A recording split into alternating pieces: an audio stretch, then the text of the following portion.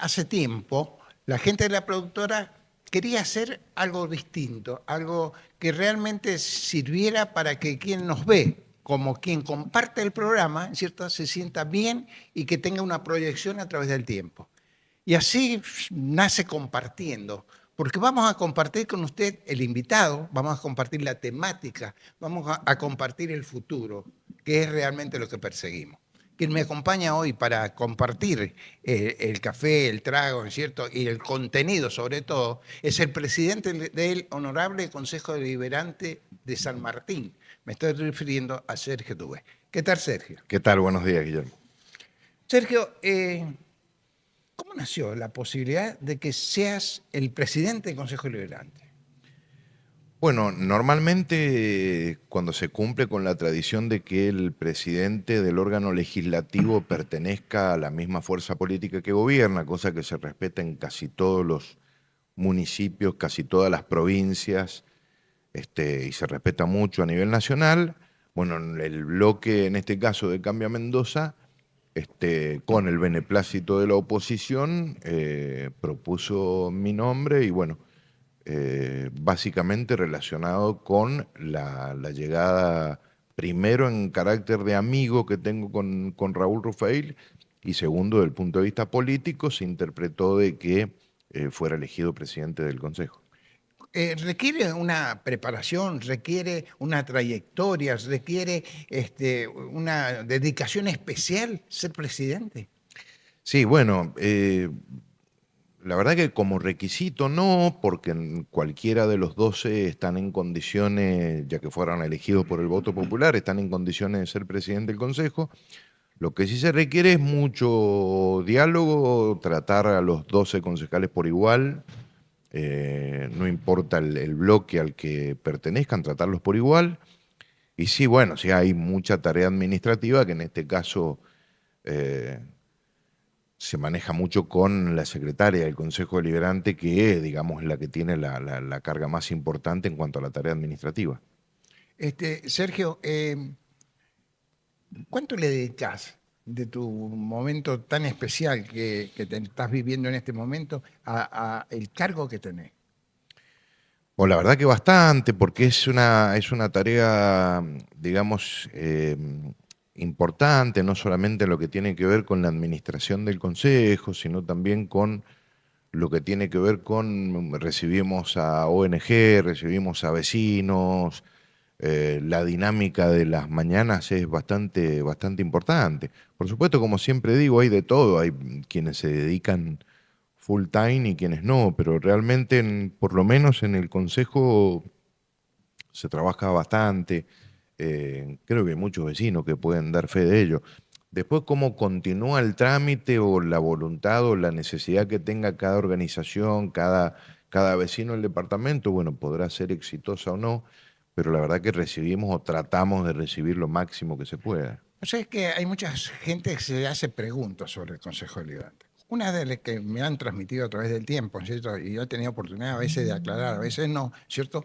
Pero hoy la hacemos para todos, ¿cierto? Es como es el programa, pluralista ante todo. ¿Por qué como ser el Consejo Deliberante de San Martín tiene 12 ediles o concejales y como ser Junín tiene 10? Esto fue en virtud de un decreto que, bueno, en realidad es bastante complejo el tema porque nosotros tendríamos que cumplir con lo que establece la Constitución. Pero bueno, se estableció en aquella época de emergencia, mediante un decreto provincial, obviamente con acuerdo de todas las fuerzas políticas, que los consejos deliberantes de los departamentos con más de 100.000 habitantes tuvieran 12 concejales y el resto tuviera 10, cuando en realidad la Constitución establece otro tipo de número. Aquí, por ejemplo, eran 16, con el paso del tiempo hoy deberíamos ser 18. 18 o 20, eso muy claro, muy puntual no lo tengo, pero en realidad quedó desde aquel momento de la crisis, bueno, y hay consenso político para que se mantenga así. Digamos, sí reconozco que es discutible. ¿Por qué discutible? No por mi opinión, sino por lo que dice la Constitución. Sí. Pero bueno, quedó establecido así y hay un marco político de toda la fuerza de mantenerlo A así, través del tiempo, a ¿no es través cierto? del tiempo, exactamente. Sergio, ¿cómo es la relación con la oposición? porque dentro de los consejos, es cierto que son colegiados, tenemos una parte que es oficialista, que es quien está en el gobierno, y una oposición que le integra a todos aquellos que no integran el bloque oficialista. ¿Cómo es la relación tuya? Mira, yo te diría en este momento que es muy buena, por supuesto que tenés que separar la parte donde se discute con mucha franqueza y mucha discusión distintas ideas.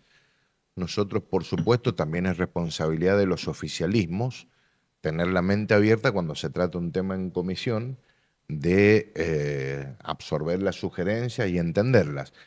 Cuando no hay acuerdo, se debate en el recinto y siempre hablamos de lo mismo. Cuando no se llega al agravio personal, se puede discutir todo y se discute, de hecho, con mucha pasión y se discuten las ideas con Altura, mucha ¿no? altura. La verdad que la relación es bastante buena. Nosotros tenemos 3 bloques que a su vez tiene un interbloque. El interbloque Cambia Mendoza está compuesto por 5 concejales del radicalismo y 2 de Libres del Sur. Después tenemos 2 concejales de la Unión Mendocina y 3 concejales de Unión por la Patria. Pero francamente es buena la relación, muy buena. Bueno, esos bloques, ¿es cierto? Siguen las directivas a veces de un partido político determinado, ¿no es cierto? Para el cual fue elegido, con el cual, ¿no es cierto? Y realizan una labor antes de cada sesión, que es la labor parlamentaria, que le llaman. ¿Qué es una labor parlamentaria? Labor parlamentaria, si bien el término específico habla de todo lo que sucede en la semana, con el tratamiento de los expedientes, la preparación de las comisiones, la preparación de la sesión, se le llama técnicamente labor parlamentaria a aquellos acuerdos que se establecen previo a una sesión.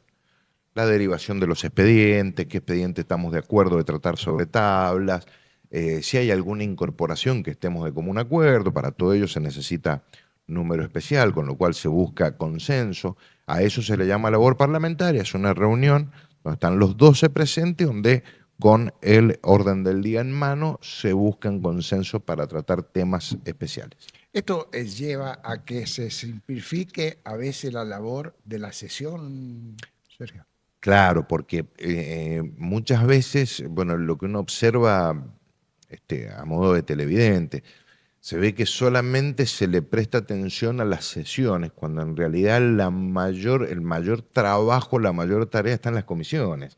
En las comisiones se desglosan los expedientes punto por punto, se observa punto por punto y después se termina exponiendo en sesión cuando no hay acuerdo, se termina exponiendo por qué uno dice que no y el otro dice que sí o viceversa, pero en realidad la mayor tarea está en las comisiones que, te repito, expediente por expediente se desglosan y se ven punto por punto. En realidad todo eso es la tarea del concejal. Dicen que, o lo nombran cuando se refieren al presidente de un consejo deliberante, dicen que es el segundo hombre del municipio en muchos casos. ¿Es el segundo hombre o por qué le dicen que es el segundo hombre?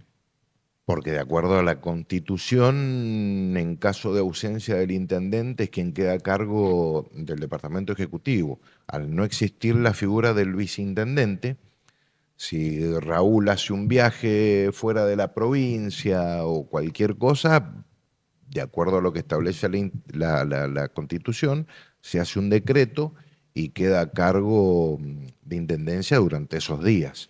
Digamos, por eso es que tiene que ser del oficialismo y de confianza del intendente. ¿Y cómo es la relación con el intendente en este caso, Sergio? Y te imaginas, yo lo conozco hace 28 años, ha sido el pediatra de mis hijos toda la vida, lo conozco de hace mucho tiempo, excelente. Aparte, personalmente, que siempre he opinado lo mismo, es una gran persona. Y después, bueno, tenemos como corresponde, en algunos puntos discutimos, en la mayoría de los puntos vamos para adelante, pero con una relación de amistad de mucho tiempo. ¿Te condiciona esa relación que has tenido en tantos años? No, porque me permite tener charlas con él como amigo a solas, como corresponde. Es un gran tipo, Raúl, una gran persona. Bueno, estamos compartiendo hoy el programa con Sergio Dubé, el presidente del Consejo Deliberante. Nos vamos a ver un corte y luego venimos para compartir, en cierto conjunto a usted, en cierto, la realidad política, que mucho tiene que ver en el diario vivir de aquellos que integran un Consejo Deliberante.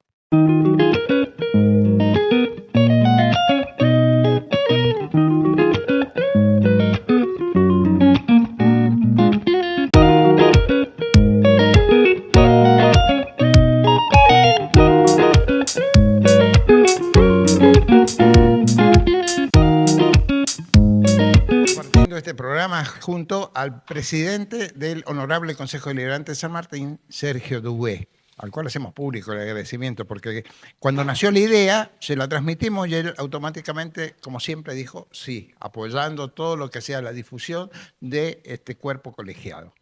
Yo decía cuando íbamos al corte que íbamos a empezar a hablar un poquito de política. Ahí estar con Sergio Dugué realmente es un tema que no falta siempre. Hay una prolongación a través de los años, pero la temática sigue viviendo en vos, ¿no? Sí, bueno, de haber militado tanto tiempo, tanto en juventud como en mayores, en la Unión Cívica Radical, me formó como dirigente y me permitió todo lo que pude desarrollar gracias a la militancia dentro del partido.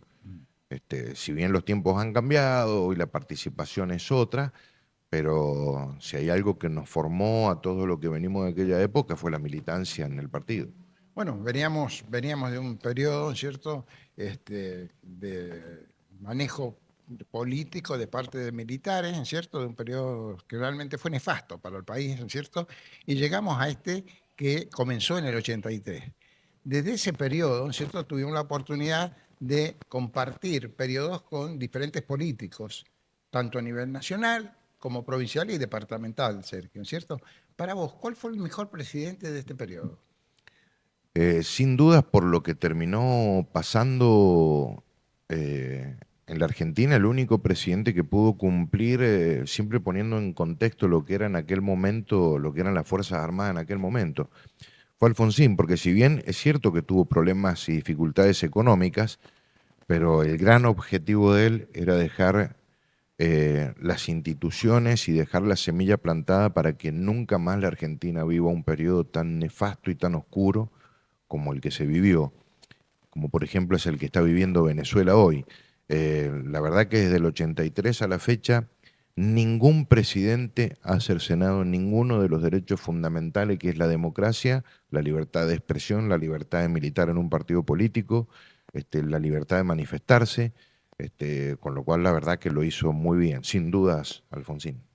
Y a nivel provincial, Y a nivel provincial, yo creo que hay dos gobernadores. Te puedo remarcar también, si bien no es de mi partido, pero me pareció importante algunos conceptos que dejó Bordón.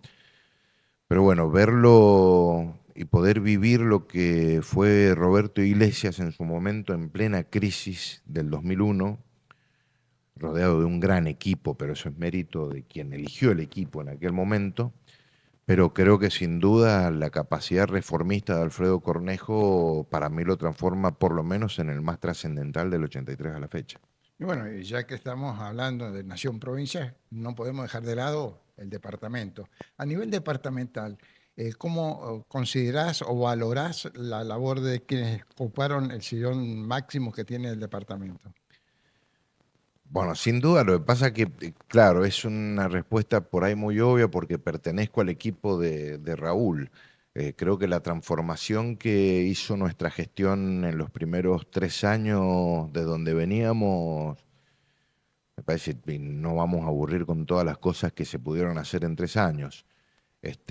Pero sacando a Raúl, tengo un profundo cariño personal por cómo me trató siendo de otro partido político, por todas las cosas que pudimos hacer a pesar de que yo militaba en la juventud con Pablo Patti. Es una gran persona, fue un gran intendente y le tengo, te repito, un afecto personal y un cariño enorme, así que lo pondría también al Pablo. Cuesta ser objetivo en estos casos ante preguntas como las que te decís, ¿no? Y sí, cuesta porque uno lo vivió, pero de todas formas la amplitud que le veía a Pablo en aquel momento es la misma que le veo a Raúl ahora. Lo que pasa es que a Raúl lo tengo que poner en el marco de lo que recibió, que realmente era un desastre. Y en el momento que hacíamos campaña decíamos que era un desastre, y cuando nos tocó ganar, que los sanmartinianos nos eligieron en el 19, realmente en los primeros meses nos dimos cuenta que el desastre era mucho más grande del que nosotros creíamos, pero automáticamente llegó la pandemia.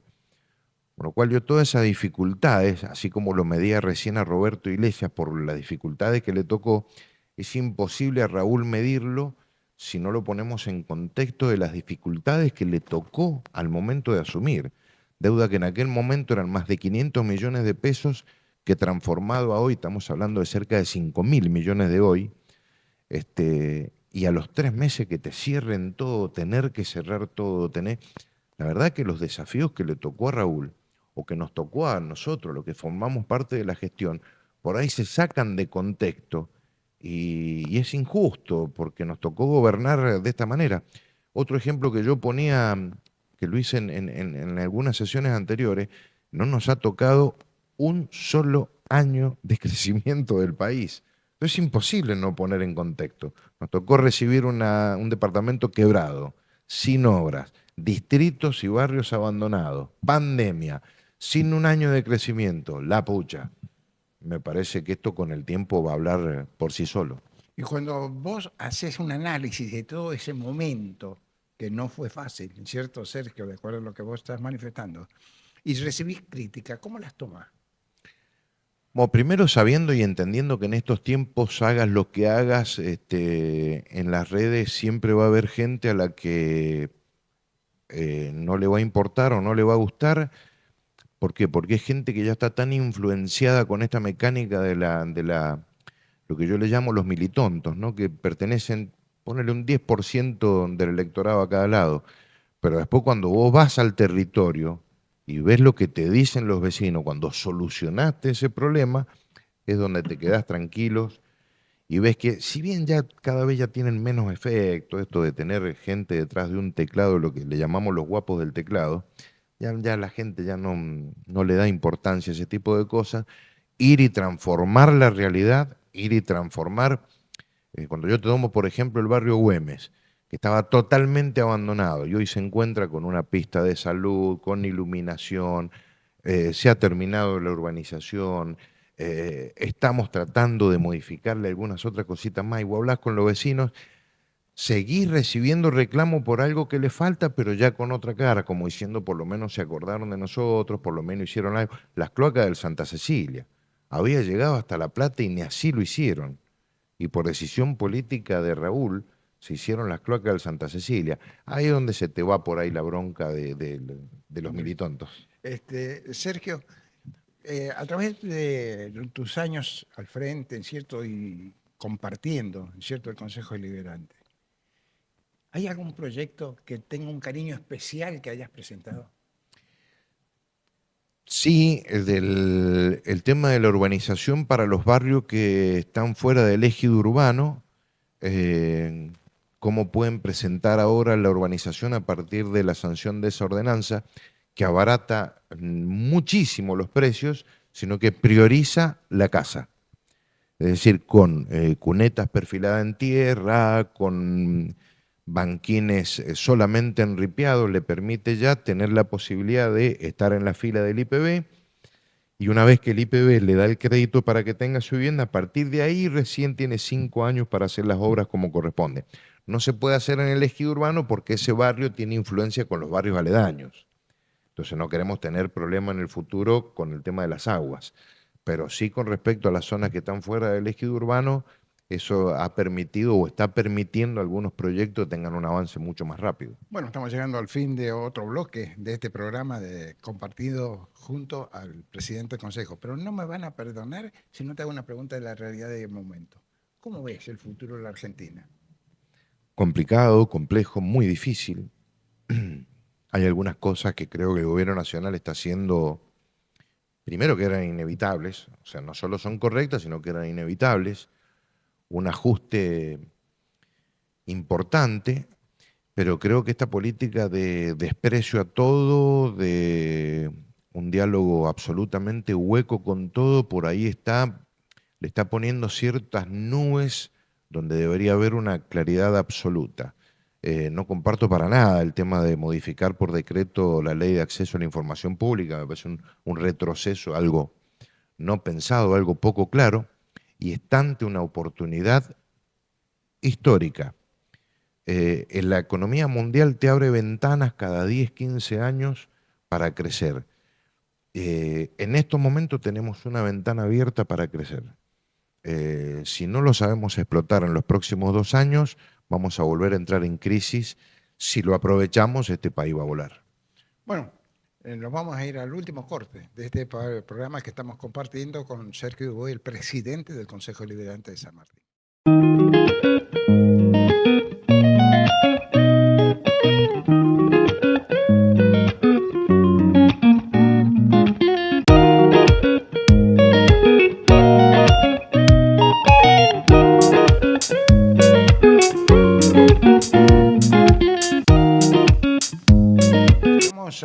Al último bloque de este programa compartido, en su totalidad con Sergio Dubois.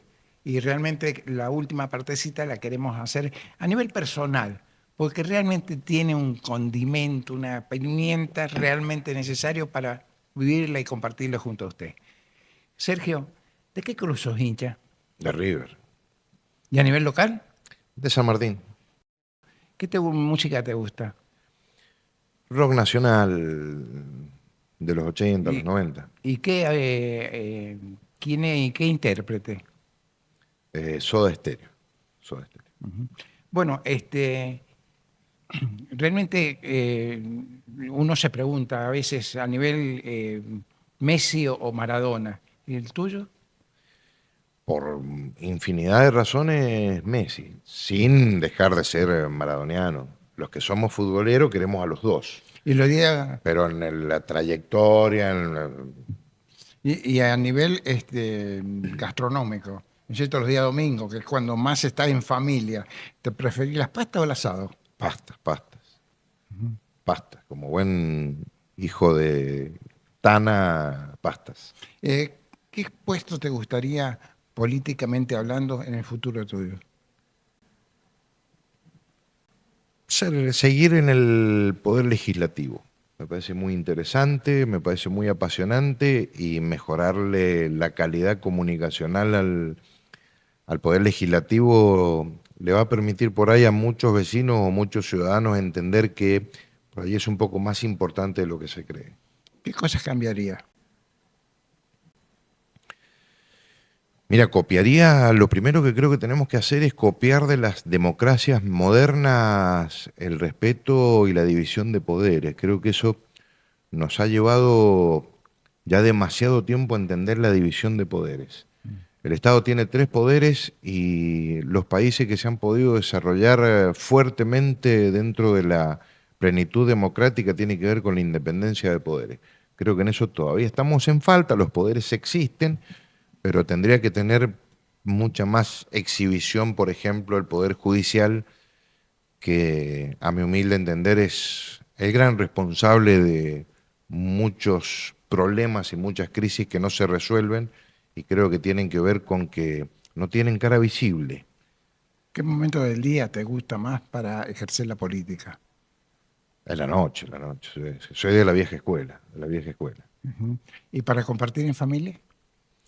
Compartir en familia también entre semana en la noche y los fines de semana, por supuesto, los domingos son exclusividad, excepto esas 2 horas cuando juega River, el resto con la familia. Gracias a Sergio. No, por favor, muchas gracias a vos y esperemos que este programa que se va a replicar con cada uno de los concejales sirva para sugerencias, para críticas, para lo que sea, pero particularmente para que vean que detrás de aquellos que ocupamos una banca no hay ni más ni menos que un vecino más del departamento. Bueno, agradecemos al invitado de hoy y el compromiso que tener la posibilidad de dialogar con los diferentes integrantes de los bloques de General San Martín.